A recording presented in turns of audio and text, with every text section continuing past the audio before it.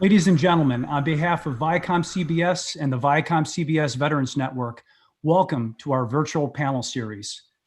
How fortunate are we today to be celebrating two things that are absolutely near and dear to our hearts: outstanding television and our nation's brave military and veteran community. It doesn't get any better than this. Events like this take a tremendous amount of work, and I just want to take time to thank those who've made it happen. Our ViacomCBS Veterans Network leadership team, including our amazing media and technology team, and our advisory board for their passion and dedication to the mission. Our moderator, Jim Axelrod, and our panelists, Sheryl Underwood, Toni, Justin Constantine, for their impact and their leadership. And of course, our CEO, Bob Bakish, our senior leadership team, and our board of directors for their unwavering support and guidance. This virtual panel series, like many of the military-themed programs that you can see on ViacomCBS, is a manifestation of the great passion and commitment that our company has always had for our nation's veterans. Today, we are very proud of the nearly 1,000 veterans that are currently employed by ViacomCBS.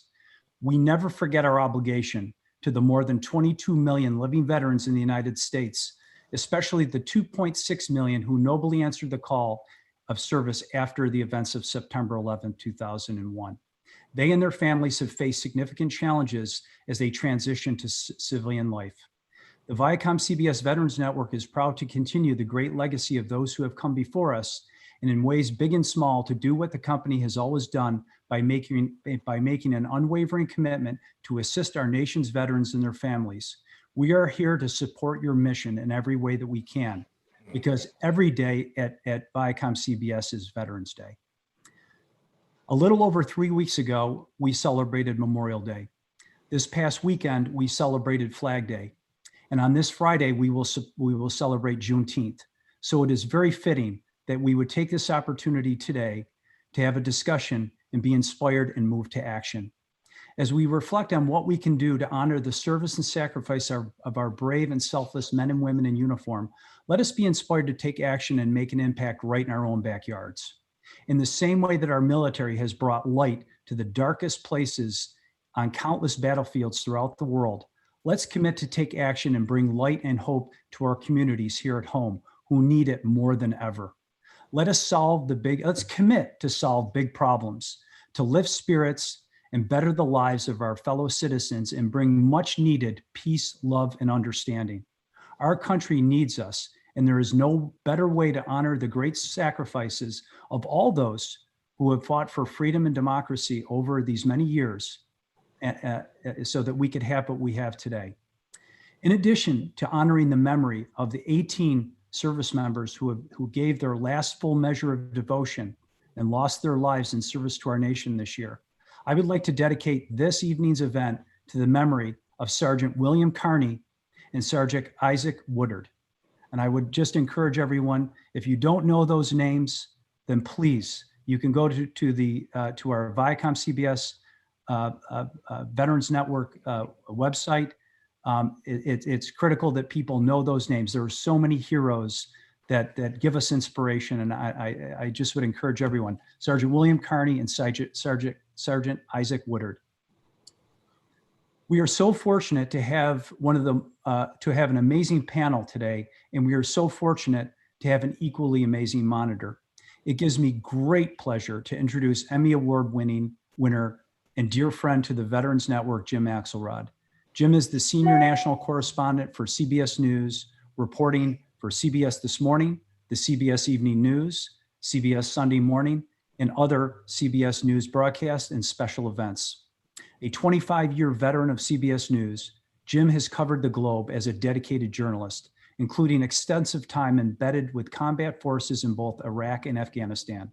In fact, in 2003, Jim was the first television journalist to report live from Baghdad Saddam International Airport immediately after it fell to U.S. troops. His live coverage of the U.S. Army firing artillery rounds into Iraqi positions was the first to be broadcast by a reporter embedded in combat with U.S. troops. As a testament to his commitment, Jim was the last journalist to leave Iraq when forces departed in 2011. For his excellence and great commitment to journalism, and the search for truth. Jim has been honored as the recipient of many awards, including the Peabody Award, the Edward R. Murrow Award, the DuPont Columbia Silver Baton, and several Emmy Awards. And let me say this, Jim's skill as a journalist is only exceeded by his devotion and service to our nation's veterans. And we are so proud of all that he does, and we are so appreciative that he was able to join us this evening. Ladies and gentlemen, please welcome the incomparable Jim Axelrod. Wow, Rich, thank you so much. What a wonderfully generous introduction. And as you know, Rich, it's such an honor for me to be involved, to be asked to be involved in anything that ViacomCBS Veterans Network is doing. As you mentioned, I've had the opportunity, really the life-shaping opportunity, to watch members of the armed services conduct their business up close in Afghanistan and Iraq, sometimes a little too close. But it has given me an extraordinarily rich and deep appreciation for what these men and women do in service of our country to keep us all safe. And maybe more impressively, not just what they do, but how they do it. It's blessed me with some tight bonds, some lifelong close friendships. And so thank you, Rich, for all you do and for including me in this evening's program. A real honor. All right.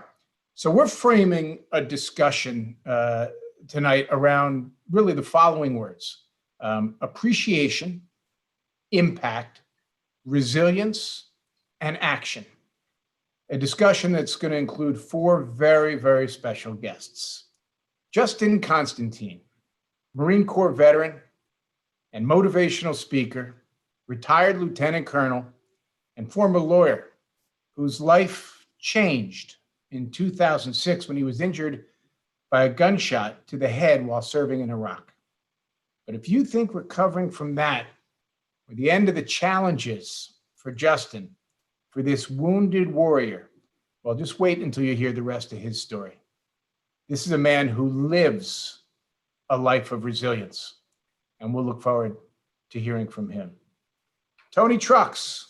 She is, of course, the star of the hit CBS show SEAL Team, plays Intel Officer Lisa Davis, and as an active advocate for both active duty military and veterans as well, Toni shows up. She shows up for all kinds of events and fundraisers. Toni's in a great position to raise our awareness about appreciation for both our vets and our active duty military. Toni, thank you so much for being here. Really helps make this a special event. Sheryl Underwood. I mean, if ever someone was eligible for the she needs no introduction, it would be the fabulous Sheryl Underwood. You know her, of course, from The Talk, but did you know that she is also a proud Air Force veteran? She will share her story and throw in a few laughs at no extra charge. Sheryl, thank you so much for being here. And Rich, I'm not going to pass up the chance to introduce you, although I know you've been very clear that it's our three other guests we really are hoping to hear from. But I just want to make sure everybody understands exactly what it is you do for all of us. As an executive vice president and general tax counsel for ViacomCBS, he's also the chief veterans officer, as you might expect from a former Army Ranger. Resilience, impact, appreciation, sure. Action, that's Rich Jones's wheelhouse. And so we're going to talk to him as well about his mission statement and how his service has shaped him, both in terms of what he was able to do as an active member of the military and how he is so actively pushed to make sure that's part of the ViacomCBS Corporation. All right, I'm hoping to start out by just going around the horn here and talking about everybody's connection to the military. Then we'll dive deeper into those words of the day. But if we could just start out, Justin, let's start with you. You joined the Marines during your second year of law school. Can you tell us a little bit about your choice to join up? Sure. Thank you, Jim. And I really appreciate being here today. I had actually wanted to join the Marine Corps earlier in life. My a good friend of my father's was a Vietnam veteran, Marine, and he had given me one of Jim Webb's books when I was in high school, Fields of Fire, about when Senator Webb was a platoon commander in Vietnam, and it really inspired me to join the Marine Corps. I applied for a Navy ROTC scholarship. I did not get it, which was no big surprise to me to that point in time. And so I didn't think there was an option to join the military. But later, when I was in law school, I was working at the school gym, and a friend of mine came by to visit, and we talked, and then he was taking off. And I said, "Where are you going?" And he said, "Oh, I'm heading down to see the officer selection officer for the Marine Corps." And I said, "What are you talking about? We're 27 years old. We're way too old," or something like that. And he said, "Actually, no, they have a separate track for lawyers." I said, "Wow, that's amazing. Tell him I'll come see him tomorrow." And I did. I went and saw him. That day was actually April 1st.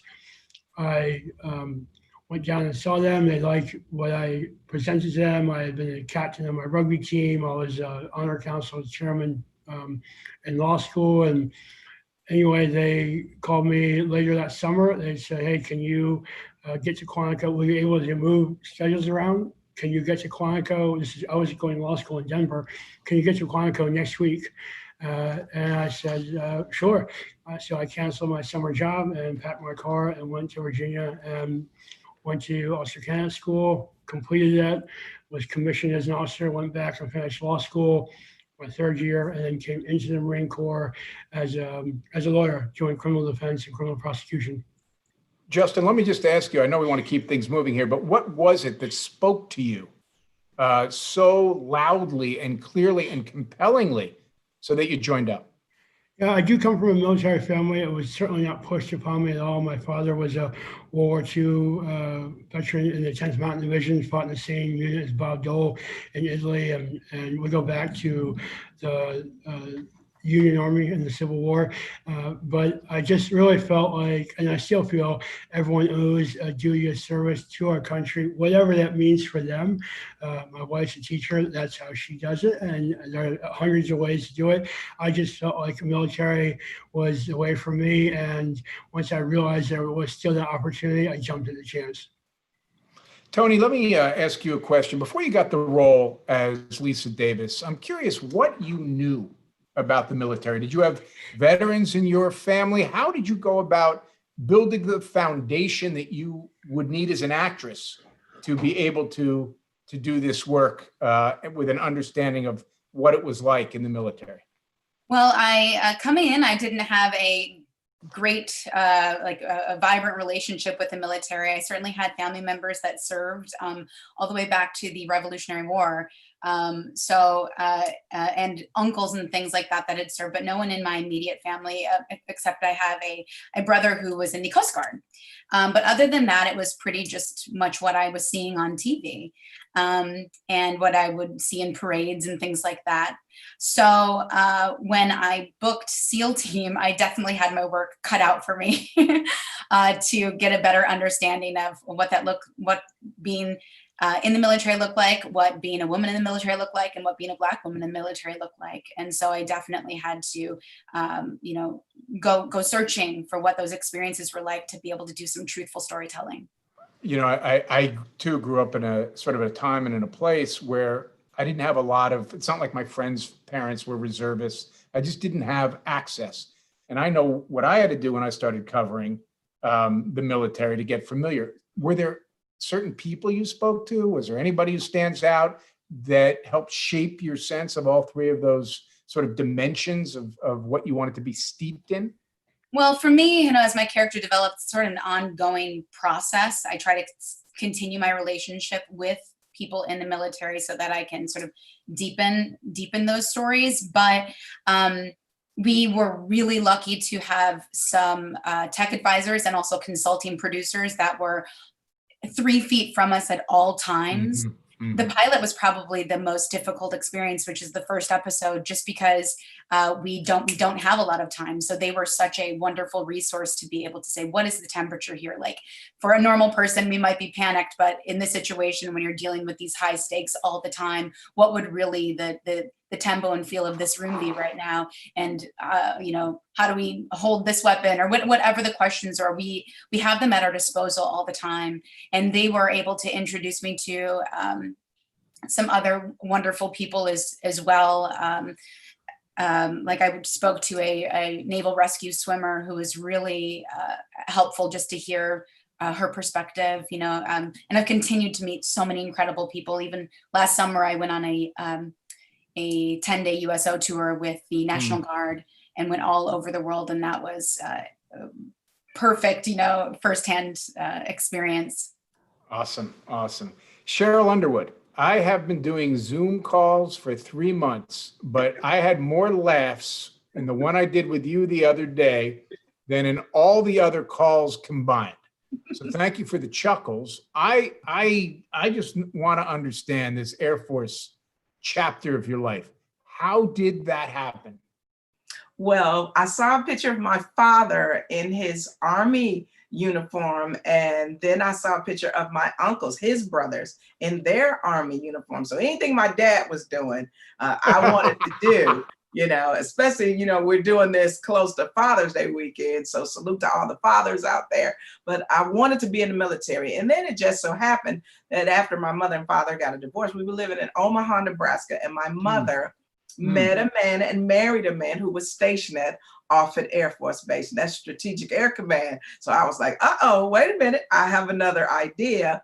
And he got orders to go to Castle Air Force Base, which is like right on the border of Merced, Atwater. And I was going to Atwater High. I took the ASVAB test and I scored pretty high. I was shocked. I was also president of the BSU. I was rally commissioner. And I would say, if you want to know what Atwater High is like, rent the movie American Graffiti. And so if you want to know, it was like it's living in the country town, but everybody knew each other. We were living on base housing, you know, so we definitely wanted to support and continue to be part of the military. So I went into the Air Force Reserve and I was stationed at Travis Air Force Base. I was a field medic and worked at David Grant Medical Center. And I was at O'Hare Field. And I got a chance to visit a lot of bases and play a lot of war games. I don't want to give up my age, Justin. I don't want to give up my age. And then people know what the war games I played in. But, you know, it gave me a discipline that I needed. There was a pride. And I will tell you, I got to shout out my TIs, Sergeant Cruzan, who I didn't think I could climb up a cliff, didn't think I could run a mile. And it really made me feel a sense of belonging. And I just loved supporting and defending the Constitution of the United States. And being a reservist, I was just proud to do my part. But I also met my husband at Castle Air Force Base, and he was in food service. And I just walked up to him and went, "I'm going to marry you." And he proposed at Maxwell. He proposed at Maxwell. So this is a love born in the military. You've mentioned something that just jumped out at me, because I've had one of my closest friends in the world is a lieutenant colonel, retired lieutenant colonel, who I met in Iraq. And he always said, the military, it's not like you can do anything you want, but what the military teaches you is you can do a lot more than you think you can. Yes. Does that resonate with you? Absolutely. I mean, I appreciated, you know, the Uniform Code of Military Justice. I appreciated that there were things that had to happen, regulations. Yeah. I liked that, but I also liked being with my unit, you know, other people, your squadron. You know, I liked winning war games. I liked when my commander was like, "Good going, steaks and beers for everybody." I was like, yeah. And Justin knows, he's shaking his head. He knows what I'm talking about. You know, when you can really put your job and your learning and your experience together with people you don't even know, but they become your family. That's why vets always stick together. Rich, you've had this wonderful climb up the ladder in corporate America. And I'm wondering, Rich, when you look at where you are now, how much of that do you credit to your time in the military? Mute, Rich, I think the mute is still on. Yeah, there we go. Jim, I credit every bit of it. You know, to quote General Colin Powell, from page 210 of his book, when he said, "Everything I ever had to learn in life, I learned at Fort Benning, Georgia." I echo what Sheryl said and what Justin said. For me, my dad died when I was a senior in high school. I come from a military family. My dad's a Vietnam vet. My grandfather, as we just passed, I forgot to mention, this was the 76th anniversary of the D-Day invasion. My grandfather was the first wave with the 29th Infantry Division as a 32-year-old. My mother's father was fought in the China-India-Burma theater. My grandmother was a nurse who always reminded, a nurse at the Brooklyn Naval Yard, and she always reminded me that she, as an officer, outranked me because I was merely a staff sergeant. But everything that every important lesson in my life, I had the benefit of after I was injured to have rehabilitation and education. But the important things of what I do as an executive at ViacomCBS, which the most important aspect of is leadership, right? Taking care of the troops, making sure that you accomplish the mission, always honoring your word. All of those things that Sheryl mentioned, honor, integrity. There's a deficit, I believe, today with those very things. Those are simple things. And as we've talked about, I believe there's a great opportunity with military personnel, with our veterans. There's something, we spend $30 billion a year in the training mission of the Department of Defense.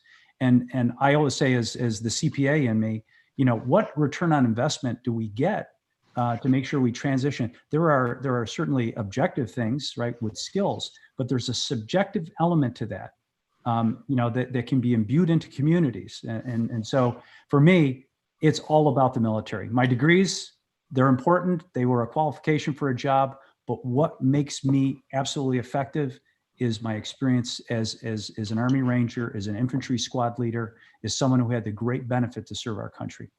All right, I want to take this opportunity to just remind the audience that we hope you'll join the discussion.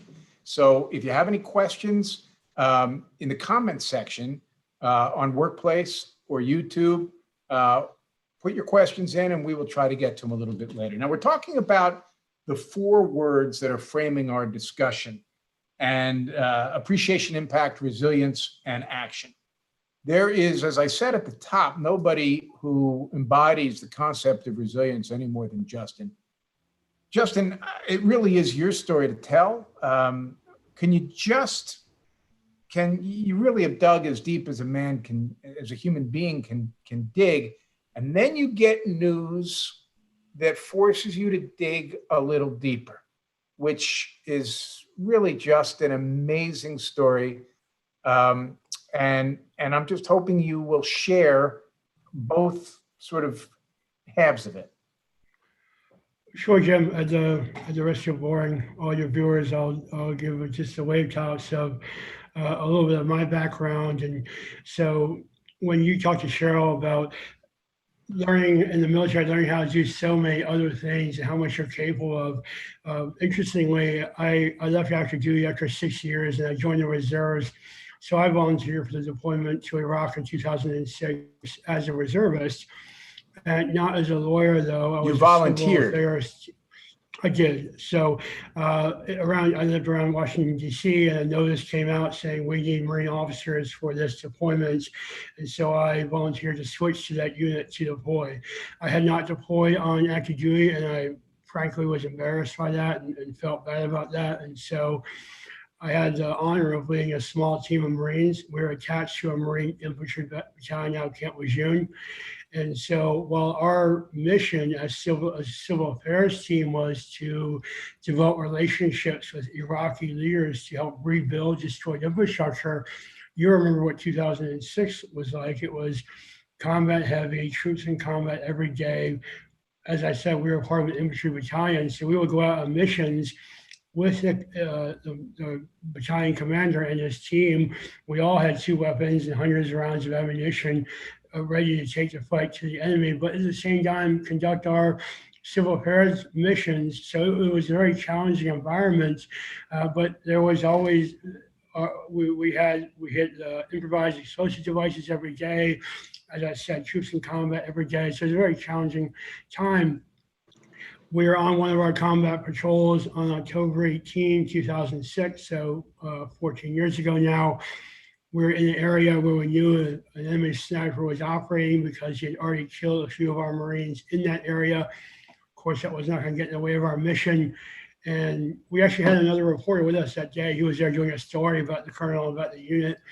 And I noticed that he wasn't moving around very much at one of our earlier stops, which is a terrible idea. If a sniper might be charging you, you should always keep moving a little bit.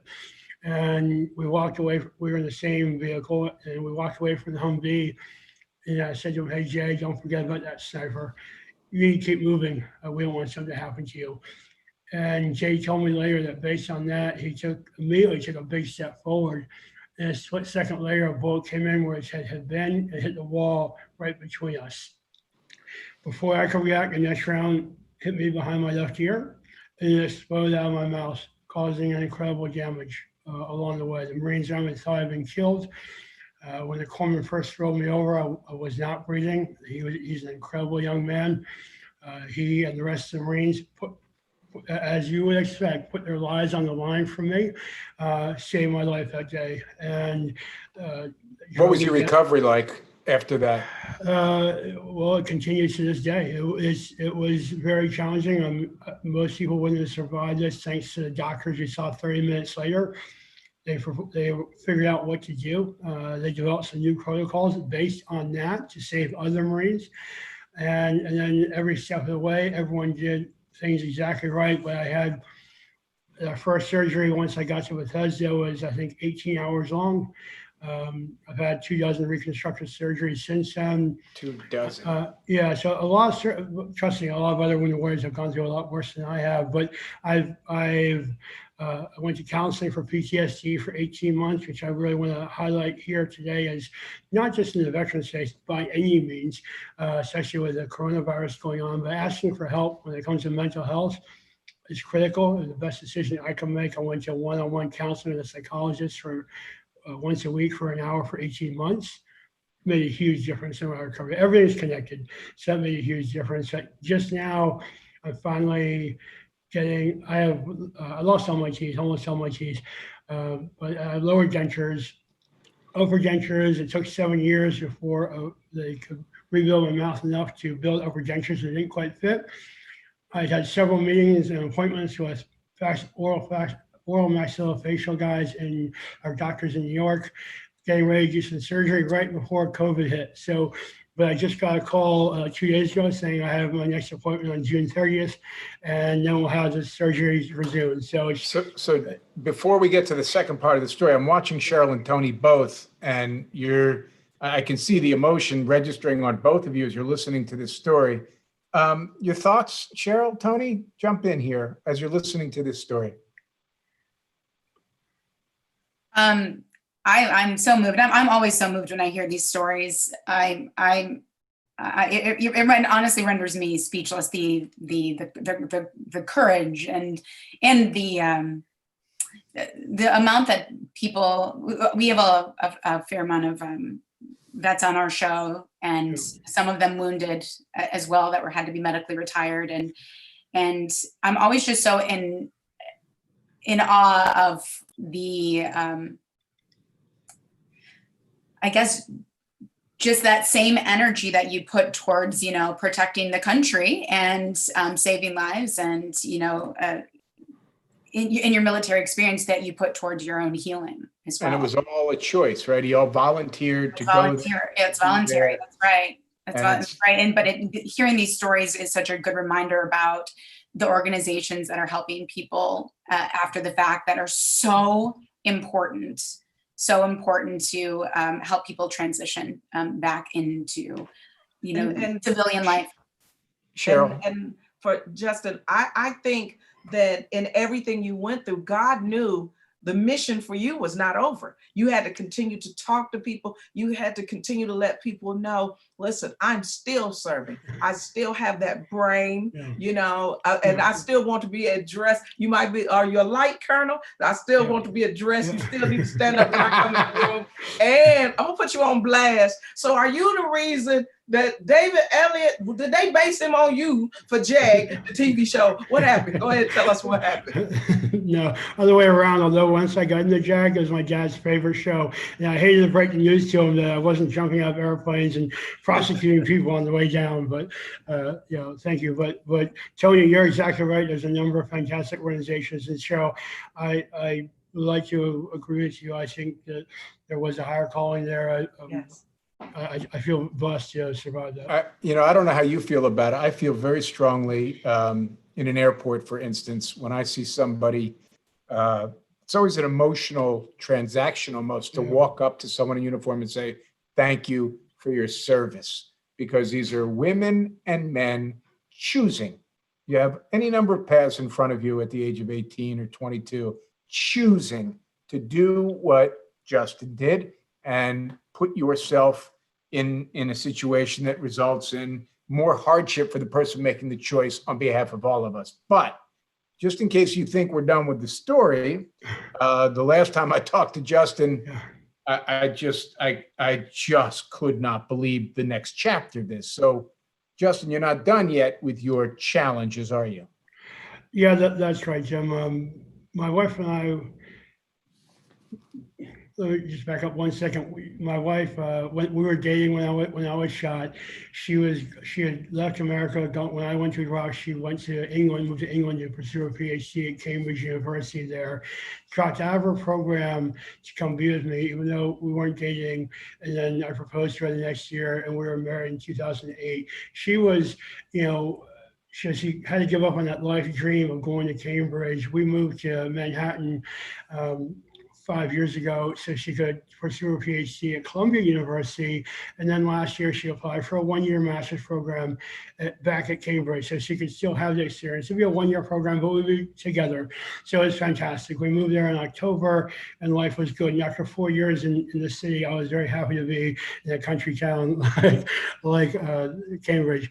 But in January of this year, we just came back from New Year's. We went to Scotland, but we came back and I was diagnosed with stage 4 prostate cancer. And so that was out of the blue. That was a it was a tough, obviously, it was a tough diagnosis for us. And so we've embraced it head on. It doesn't mean life is over by any means. I know when people hear stage 4, they think, oh, okay, make sure your will is in order. That's not the case. It just means it has spread to my pelvic bones and maybe other parts of my body. But Dahlia has been an incredible champion and has jumped in with both feet. She's a vegetarian, and so that's a big. I've changed my life completely. And so there's a lot of people, as a motivational seeker. Trust me, I wasn't looking for new material. I wasn't looking for a new challenge in life, but I do have something now that I'm excited to talk about because I'm making drastic changes in my life and lifestyle and belief system that I think will resonate with so many more people, especially in the face of COVID-19. We all need a little bit of hope all the time, and I think now more than ever. And so I'll just wrap up quickly, but to say that now for me, it went from a kind of working out when I could but really having a stressful life, traveling all over the place for work, to no sugar, no alcohol, no soda, no processed food, no dairy. So very healthy diet. I sleep 8 or 9 hours a night. I drink lots of water. I exercise once or twice a day. I've lost 30 pounds. I'm back in touch with on spirituality. I have a gratitude prayer every night where I reflect on why every day is a great day. I reflect on why it was a great day and why tomorrow is going to be a great day and what the future holds for us. We've done a lot of research on why a number of cancer survivors, why they survived, like commonalities. They had 10 things they had in common. That's what we're focusing on. It really does come down to healthy lifestyle, healthy mindset, reaching out to others, being proactive, being friendly, being societal, and having a connection with some source of your child, whatever that means for you. And I think we can all relate to that.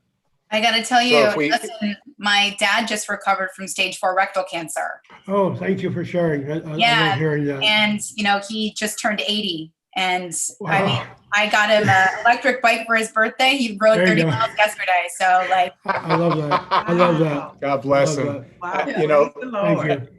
you. I think, we're talking, one of these 4 core words we're discussing is resilience. Tony, your Yeah. dad certainly sounds like he's resilient. Justin, I think if I look up resilience in the dictionary, there's just an 8 by 11 and a half glossy of you. I just want to move on to the word impact. And Sheryl, I'm wondering if you would take a stab at this. What impact did your time in the service have on the rest of your life going forward? Well, I would say the immediate impact was to be able to be part of a team effort that stayed with me all of my life. Also to be able to travel and meet different people, to go to different bases. When Justin was talking about being in England, when I was in Reforger, reinforcing Europe and Germany, we were at Mendenhall, Lakenheath, and I just think for somebody like me, my family, they're not international travelers, and I'm gonna name some bases that have been closed when you can talk about, the PI in the Philippines and, being an O-sign, K-sign, I was at Yokota, Yokosuka, so for that, what it did was it allowed me to think of other people and understand the United States place as the leader of the free world and the protectors of freedom, and that our military has and always will be respected. We are the beacon of freedom, and we are who you call when tyranny is at your door. So for me, all of those things impacted me, but to be able to be on TV, and Toni, that's why I really love you being on SEAL Team, because there's a little girl looking at you saying, I can do that. And I can go into the military. I can be part of that team. Or Justin, there's a little boy listening to your story and saying everything that he sees done, I can do that. And so for me, it's all of us being a great example for others to follow. And I'm proud to have that throughout my life. And people wonder, well, why you show up on time? You're always ready. And also control of your feelings. That was something that was taught to us in the military. Be ready for the mission, be prepared for the mission, and your feelings are not to be expressed because they can be used against you by the enemy. Am I right, Justin? So you're nodding your head. Yeah. All right, we could obviously do this for hours. I'm worried we're never going to get to the questions from the audience. So I want to go there and then sort of circle back and pick up on some more of these themes. But the first question we have from an audience member: how can the military play a positive and productive role in helping address the civil injustices against the African-American community in our country? Sheryl, why don't you start? Well, I would say the military played a positive and productive role when the generals stood up and said, that's not what we're about here. When the Secretary of Defense stands up, when the Pentagon says, we're not going to use the military against peaceful protesters because that is our right as Americans. I think that was a proud day for me. And I think when you have the first African-American general of the Air Force, and then, you mentioned Colin Powell, we were always raised that the military was where you could get a leg up, all the way back when President Truman desegregated the military. It was always, it wasn't even about what your skin color was. It was about, are you wearing Air Force Blue? Are you wearing Army Green? And we all came together for the mission. So I just wish that more people would see that we do need junior ROTC and ROTC. We do need that structure. We need to see everyone as part of the movement that is enhancing our country for the better. When you not just fight for justice and equality for someone who doesn't look like you, but you stand up for it once the laws say this is going to happen. You should not be afraid to live a full life in America. And I think our military has always been the body that says we're going to make sure that the branches of government do not collide. And that's where they play a role. And when you see people that look like you, that have that military bearing, it makes you want to serve.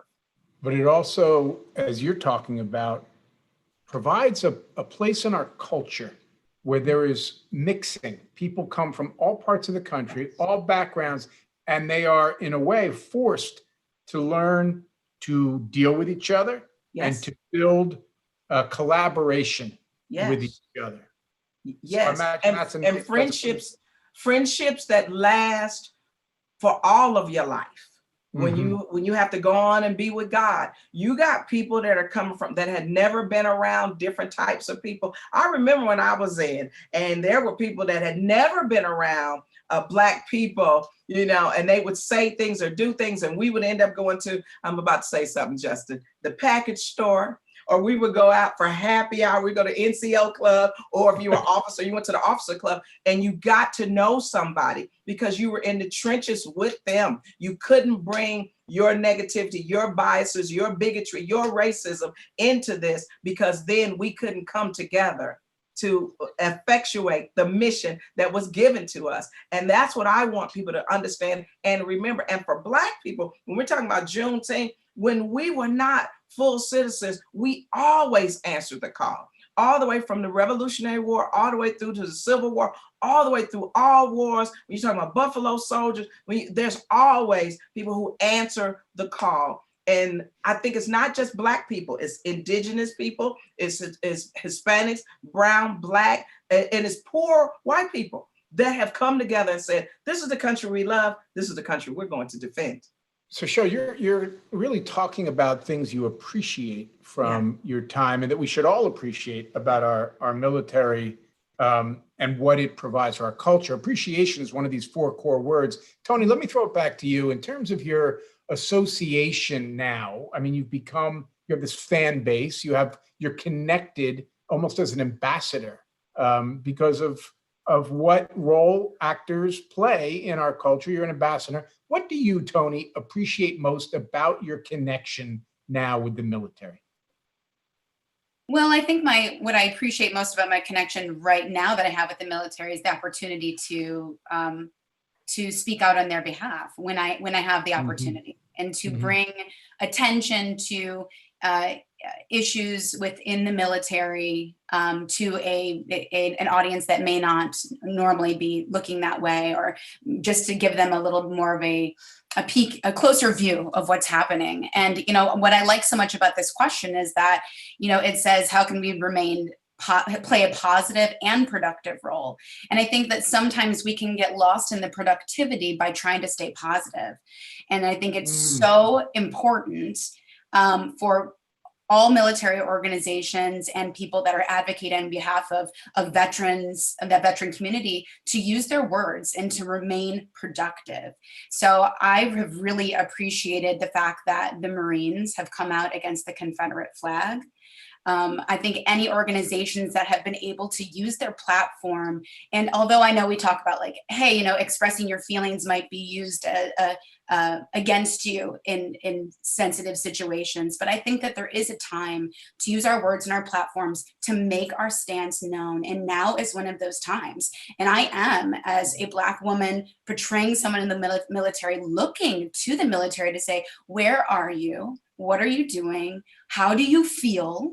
Because the military is made up of, people from all facets of life. But I can tell you, having traveled the country, it's also made up of a lot of poor Black and brown people. And we need, if they're not ashamed to wear the military on their T-shirt, the military should not be ashamed to wear them on theirs.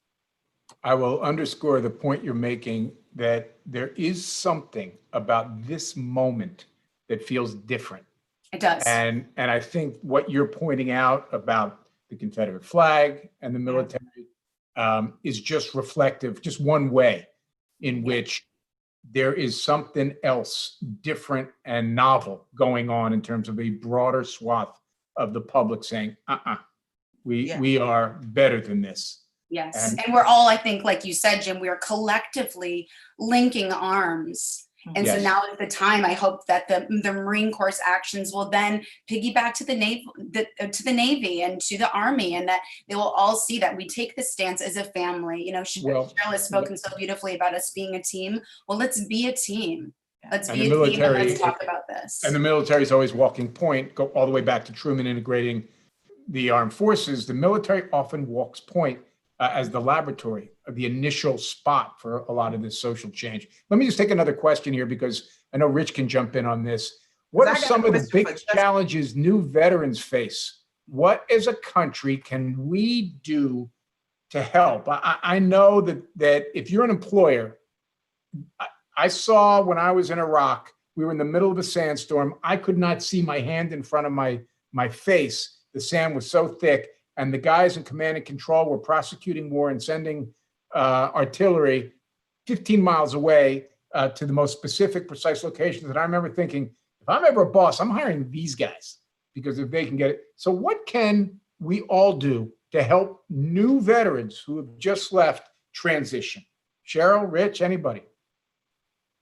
Well, Jim, I would say that the first thing we can do is to make sure that we, and these are changes that have been made within the Department of Defense, to make sure that the transition assistance programs that help military personnel before they leave the service to have an understanding of what their options are. Especially the most important thing, the greatest gift that a veteran can give themselves is a gift of education, and then from there.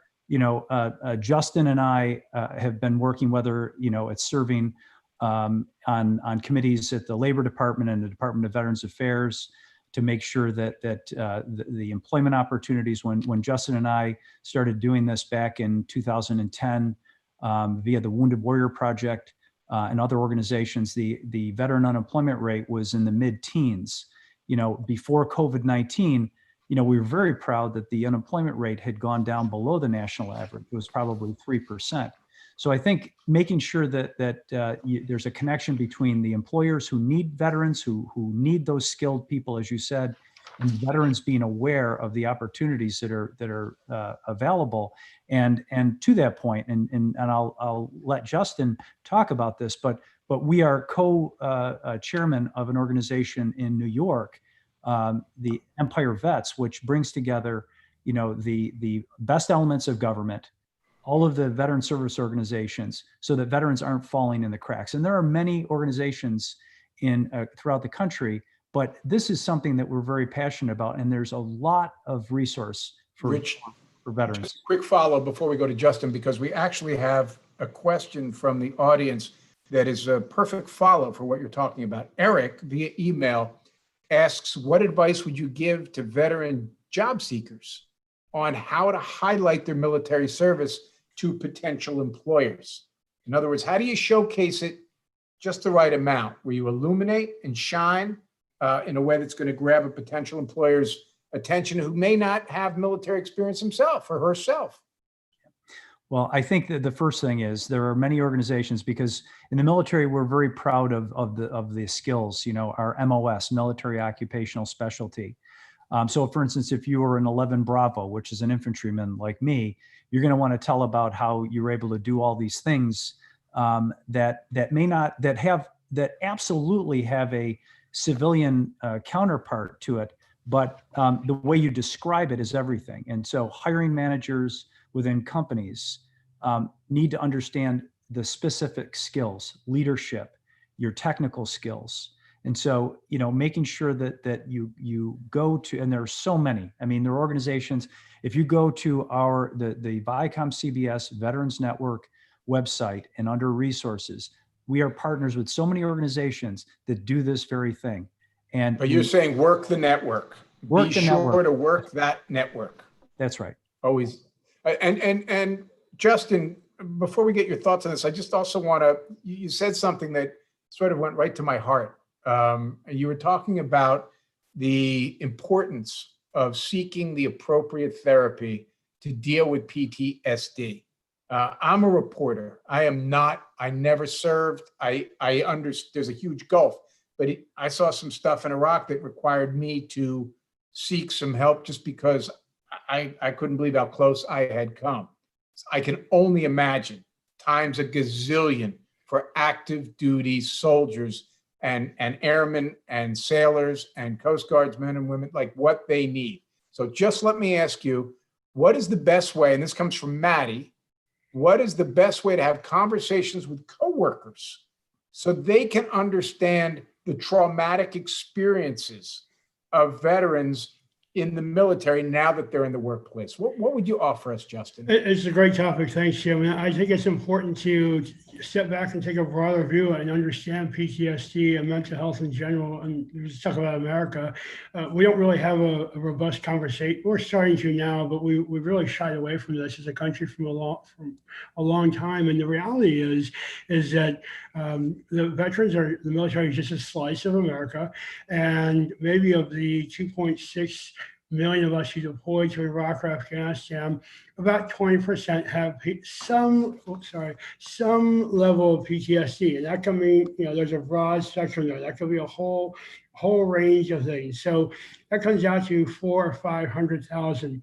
It sounds like a big number, but then when you learn that 8% of Americans will have PTSD in their lifetime from much more everyday things like car crashes, which thousands of them happen every day, or from COVID-19, there's going to be a lot, or other natural disasters, sexual assault, violent assault, falling off ladders, everyday disasters, or growing up in very challenging environments. That comes out to 25 million because our country is so large. So when we compare 25 million in the civilian sector to 500,000 in the veteran space, it puts it in perspective. So PTSD is not just a veterans issue. It does not mean someone who's broken and someone who can't, someone who's gone terribly wrong. It means someone who has faced a challenge in life and has probably done something about it and is moving on in their life in a positive way. I think, and so I think a lot of this is about dispelling myths out there around PTSD and mental health in general, and eliminating stigma. Eliminating the stigma, because it should not be there. You break your arm, you're going to go to the hospital. That's exactly right. It's an easy example, but the same thing should happen when you have a mental health issue. So I think to Maddie's question is, if he or she wants to, if they're offering up that information on their own, then like I had to identify my employer when I used to work for the FBI that I had to leave out early to go to counseling, and I did that. Not publicly to the whole office. I shut the door and talked to my boss privately and said, I'll make it up. I'll stay an hour later on Wednesday so I can go on Thursday. We came to an arrangement. I didn't ask for a special favor. I don't think any veteran is looking for a special favor. Did your boss get it? Oh, not a problem. No, it wasn't even an issue. My boss happened to be an Army reservist as well, but I don't think that was. I think if it would take the time to manage questions, take the time to explain what we've been through, and maybe we can equate it to, maybe you can understand what I went through because maybe someone else in your family has been in a car accident and then look behind themselves the next 10 times they got in a car, or maybe being in an apartment for 3 months after COVID-19 has made them really stir crazy and really feel anxious inside and really wondering what the future holds. Well, that's what that means. And there's a lot of good resources out there too. So if a veteran is prepared to talk and wants to talk about PTSD, which I encourage, they should be ready to take a blank page and paint that picture for the person, because I think Americans care and they want to know. They're just nervous about asking. They don't want to say the wrong thing. And so arm yourself with some resources out there, whether they're nonprofits or facts and figures like I just did, and then be okay with it. I think it's very important to recognize. So this lieutenant colonel of mine, close friend, infantry guy, 4 deployments, like toughest guy in the world. He was down in Washington. This is now 11 years ago. My daughter's bat mitzvah, having a big party in the house. Somebody dropped some dishes. Now this guy is 6'4", 220, the toughest man I've ever met in my life. Probably jumped out of his own skin. Somebody had to come get me to come get him. He was flat on the floor of my kitchen and he was in tears. And I just remember picking him up in a moment of epiphany for me. Like, oh my goodness. Yeah. Not only what he has given of his soul and times, literally times a gazillion in terms of the men and women who are similarly dealing with stuff like that. So it's so important to hear you preach the message, Justin, of get the help. Just get the help. There's no shame in that. I want to switch gears. I actually want to stay talking about this forever, but we got stuff to cover, and I want to switch gears and maybe we'll lighten it up a little because we got a question that I think Toni and Sheryl are probably best suited to answer because it comes from Gabrielle. Okay. He's asking, can you speak about your experience with beauty and femininity in the military? How strict were the rules? Toni, would you like to go first? What I will tell you, in the Air Force, there is a regulation called 3510. And I walked right up to it. And when I was in, that was back when they had the black patent leather pumps that Tina Turner was wearing, but they were out of regulation.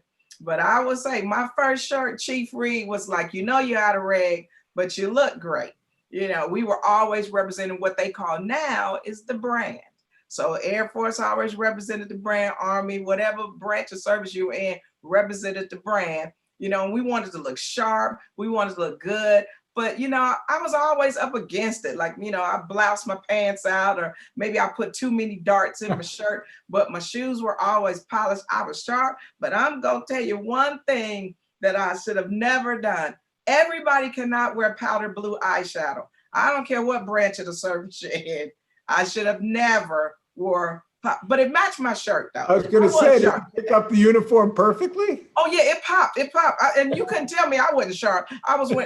Listen, the military, the United States military, I had London Fog trench coat. You talking about the coldest trench coat in the game. And when it's time for me to put on my fatigues and I had to blouse them out, I was bloused out. I was sharp. You couldn't tell me I was not sharp. And my nurse uniform, because I was a field medic, white on white on white on white. And my hair, that's why I pinned it up today, because nothing was touching this collar. And I wore my stuff. You couldn't tell me. And I always had lip gloss because you never know when the Marines were showing up. And, we was trying to flirt.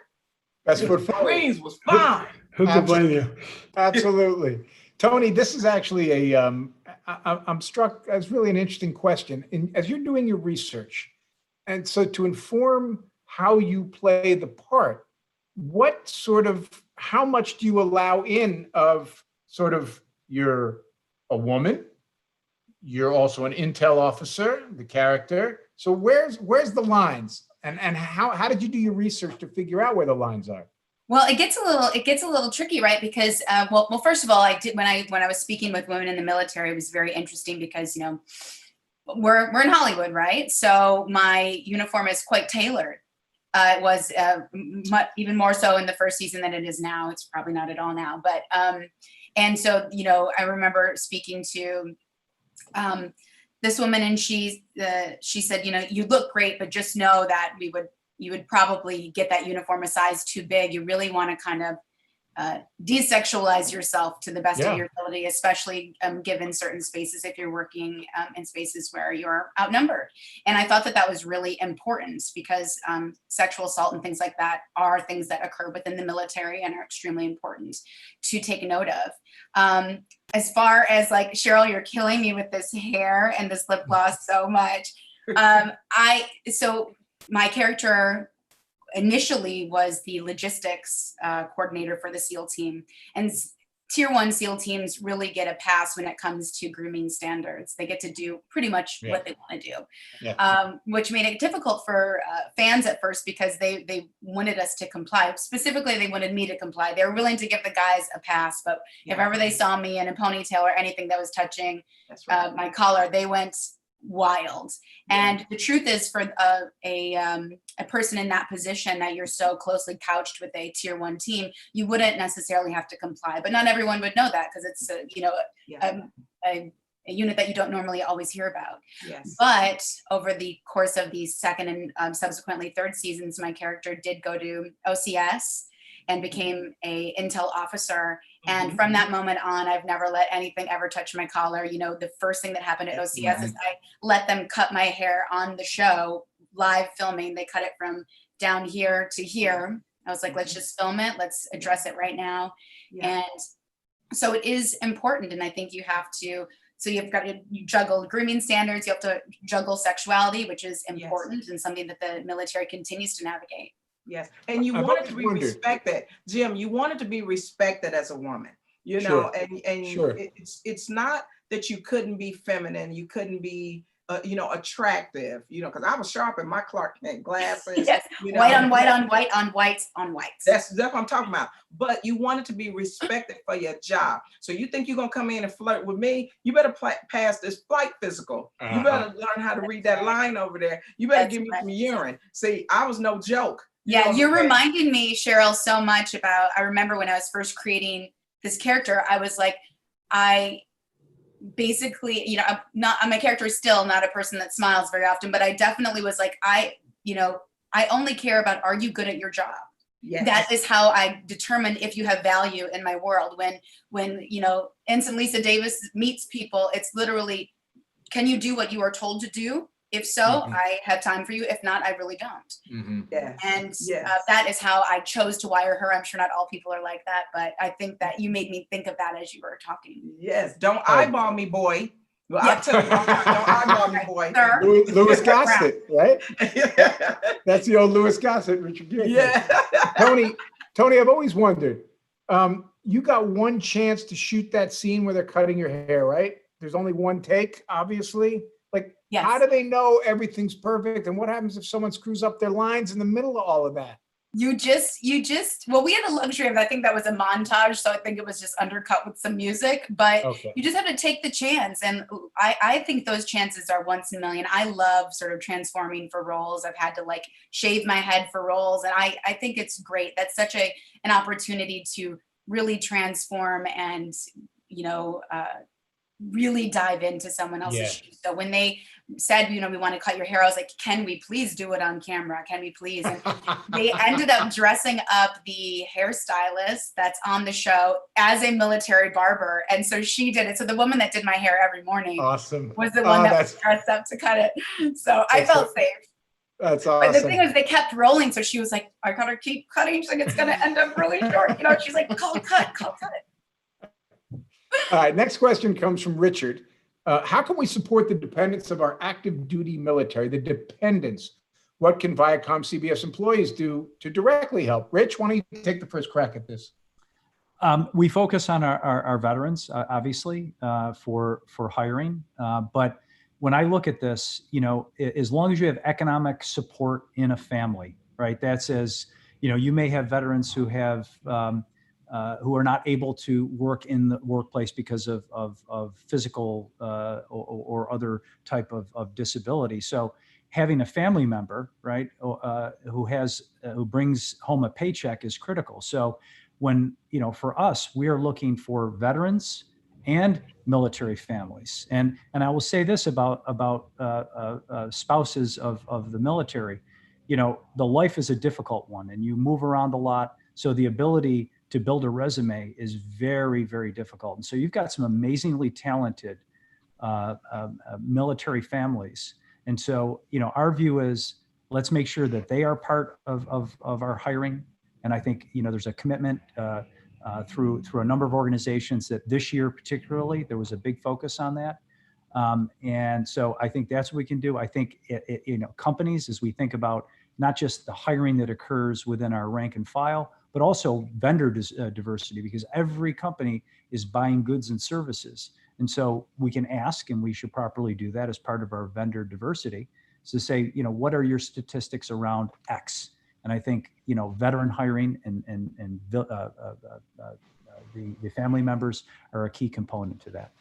I've always thought newsrooms should be more active in hiring hiring vets, for sure, just because why guess about perspectives? Like there's you know, every news organization has consultants and people that they can go to for experts. But I'd like to see reporters with military backgrounds and producers with military backgrounds, just because it's going to inform your coverage. Toni, you want to hop in? Yeah. Oh, I just wanted to say, I'm sure Sheryl could speak to this as well, but CBS does make such an effort, and even within the SAG organization, SAG has a Screen Actors Guild has a military veterans organization specifically dedicated to them, as well as the Writers Guild.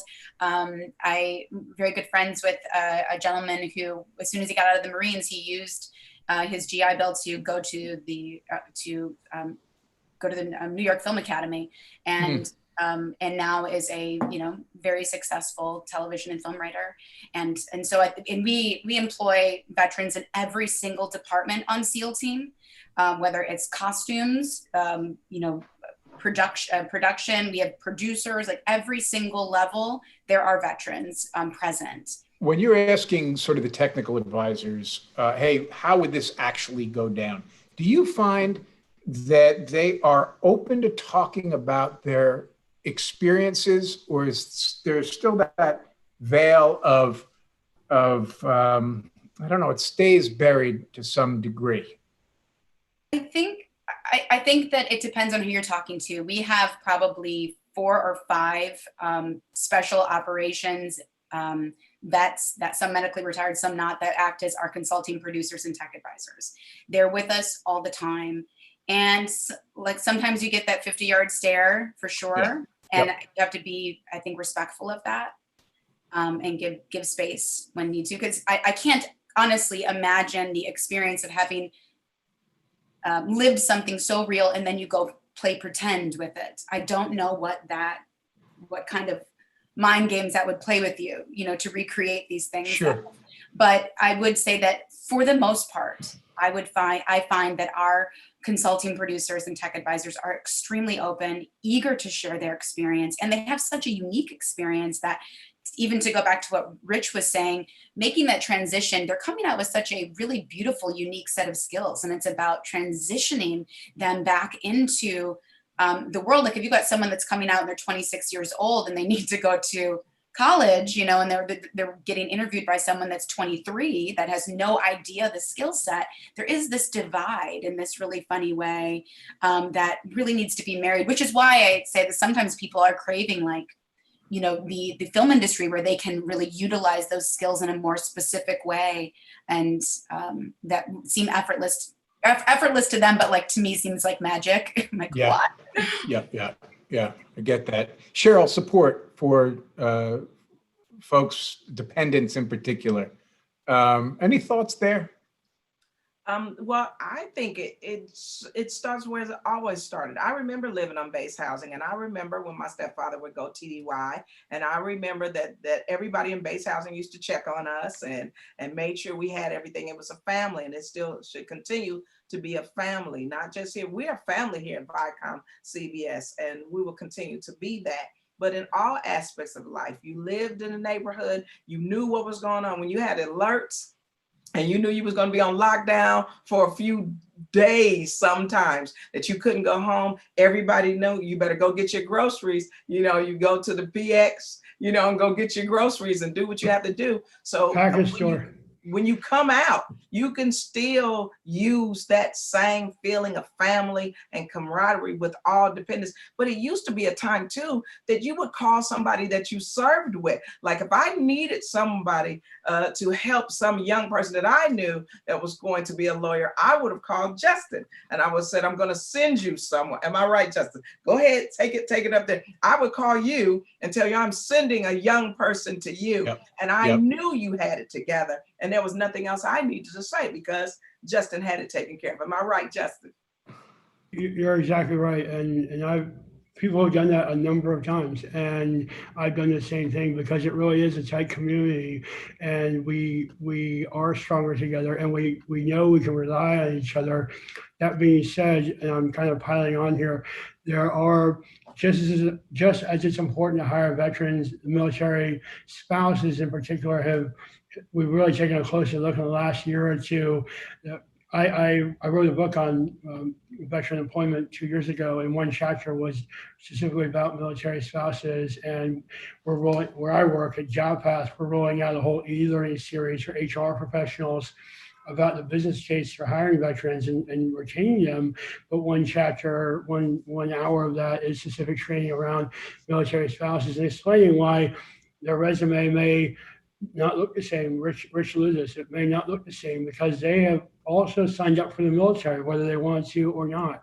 And it's hard. Most military bases are more than 50 miles away from an urban area. And so it takes them a while to get jobs. Yeah, they have networks they can tap into, but that takes a long time. And frankly, some employers, there is a stigma around that because employers think, oh, well, you're probably going to leave here in 2 or 3 years, so why should I invest in you? And they don't realize that a lot of military spouses are taking care of their family at home, doing a lot of volunteer work, maybe taking care of everything while their husband or wife is deployed and still keeping it all together. And so the question was, how can we support military dependents? I'm addressing military spouses, but really when we think about hiring veterans, it is a one-off, but really think about hiring spouses, but also hiring, when it comes to supplier diversity, maybe make sure that your company is looking at women-owned businesses or military or veteran-owned businesses, those types of businesses. Make sure I'd love to bring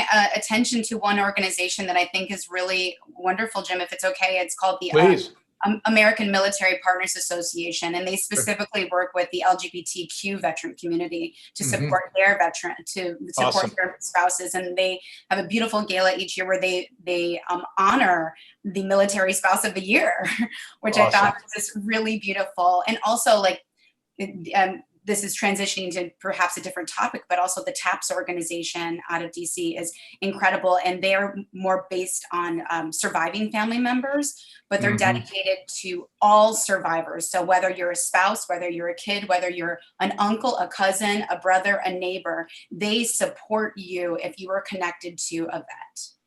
You know, all of this sort of circles back to one of these 4 words we're talking about, which is action. You need to take action. If you are in a position where you can help, I mean, it's a question of awareness to begin with, but all the awareness in the world doesn't matter unless you are going to act on your understanding of, I need the non-veteran, the non-active duty, need to reach out if I'm in a position of influence or help and say, hey, you, come with me because you have given. And so what you give, you get, and you need to get a break, which is awareness and action.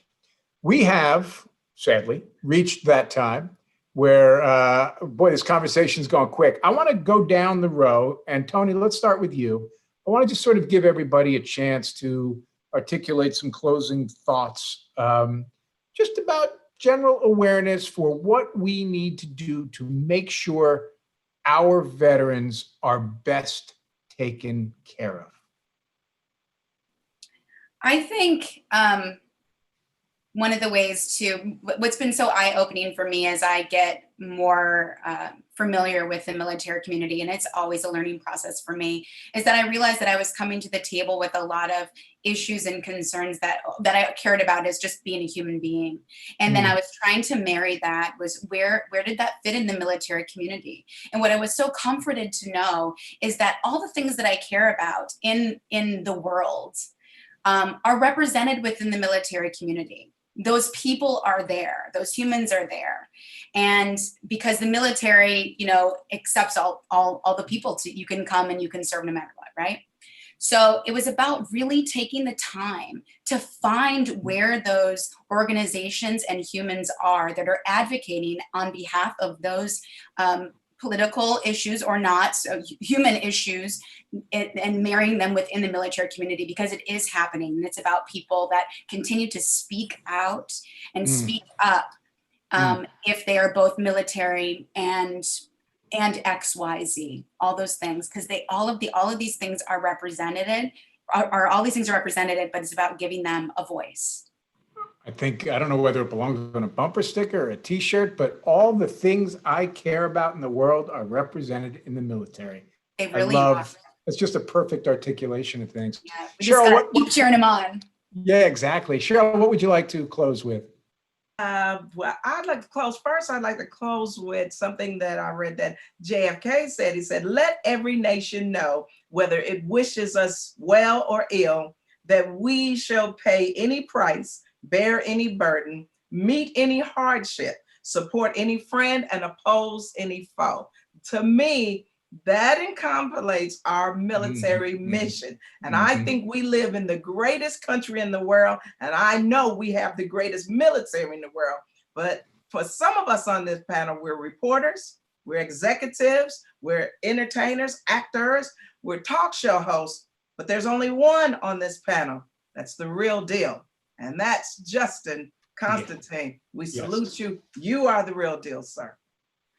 It's beautiful, wonderful, and a perfect setup for Justin to offer his thoughts. Well, thank you, Sheryl, but I don't completely agree with you, but I appreciate your sentiment, but thank you. I would, as far as how we can take care of the community, this is somewhat of a plug. Rich already alluded to our collaboration effort in New York City called Empire Vets, bringing together government agencies, nonprofit organizations,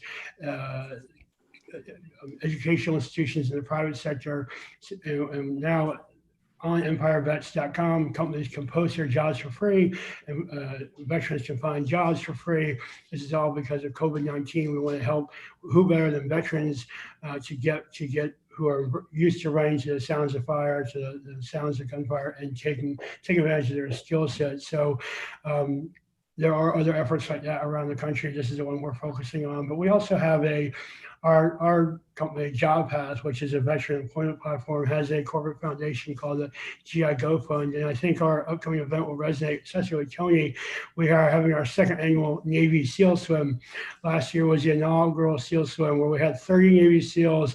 This has never happened before, swim from New Jersey to New York across the Hudson River. Why they would want to get in that water, I don't know, but they all did it. They swam to Statue of Liberty and then the Battery Park, did hundreds of push-ups and pull-ups along the way, and then ran to the 9/11 Memorial to celebrate or to fundraise for veteran homelessness, to help reduce it as closely down to zero in New York as possible. And this year we're doing it again to help raise money for organizations that are supporting COVID-19 initiatives specifically, and some other groups as well. And so that's at gigo.org. And so that's an easy way for companies and individuals to get involved. But again, Sheryl, thank you for what you said. Terrific. And Rich, even though I never served, I'm no dummy and do understand chain of command. So I'm going to leave the closing words to our commander. Rich, you want to share with us your thoughts? But thank you so much, Jim. You've been wonderful.